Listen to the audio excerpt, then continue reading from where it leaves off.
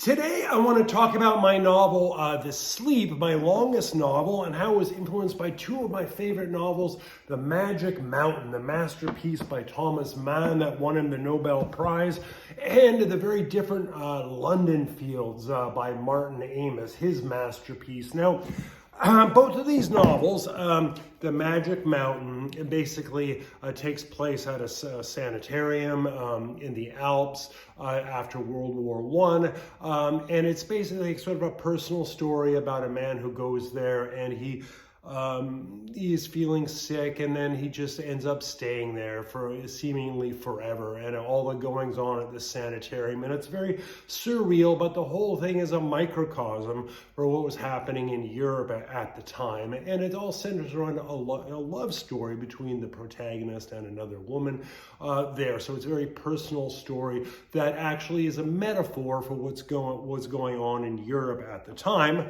And the same thing about Martin Amis's London Fields in the 80s is basically a love triangle between this woman, Nicholas Six, and Keith Talent, who's kind of a lowlife, and then another guy who's a family man who's cheating on his wife. And all this is supposed to be sort of an image of London, sort of in the times of Margaret Thatcher, and it's a very kind of an apocalyptic novel. It's very dark, kind of noir, and you always feel that you're being entangled in this gigantic, web of chaos when you're reading it. But it's also funny, as is the Magic Mountain. So both of these novels are basically very personal stories that are basically a microcosm for something much bigger. And that's what I wanted to do with my novel, The Sleep. But this time I'm taking on a different topic. I'm taking on how billionaires are now, and it's a very, very cogent topic now. Billionaires are now gaslighting us, making us believe that we can be the ones to do something amazing in our life, but they're tricking us. And instead of doing something amazing for us, we're actually being fooled into doing something for them. And this is all about a woman in her 30s who is very stable, very happy, but she's missing something from her teenage years when she had this punk rock lover named Johnny Enzyme who died tragically, and something's missing. And she meets this guy who says he's an MI6 agent and wants her to investigate this man for her, this man who's apparently guilty of financial fraud.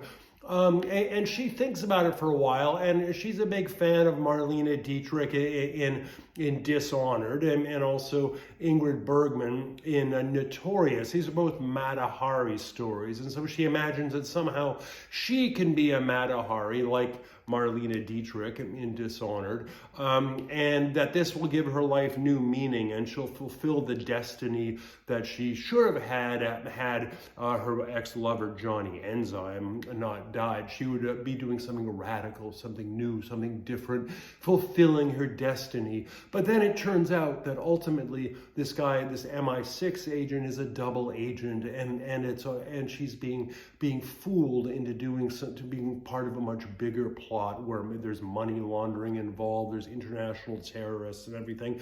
And it's all about how the whole billionaire class is gaslighting us. They're giving us this personal narrative now through X or Fox News that we can be the ones that can do what's never been done and win what's never been won, in the words of Bob Dylan. Yet we're ultimately being asked and tricked into serving their interests. And that's why this novel, which also has very humorous, very satirical passages, just like London Fields and just like The Magic Mountain, is basically a personal story that becomes a mirror, satirical mirror for all of society. And I also wanted it to be my longest novel, just like these are all very long novels. See, a novel you can get totally absorbed in, that's satirical, that's funny, that's mordant, and very relevant.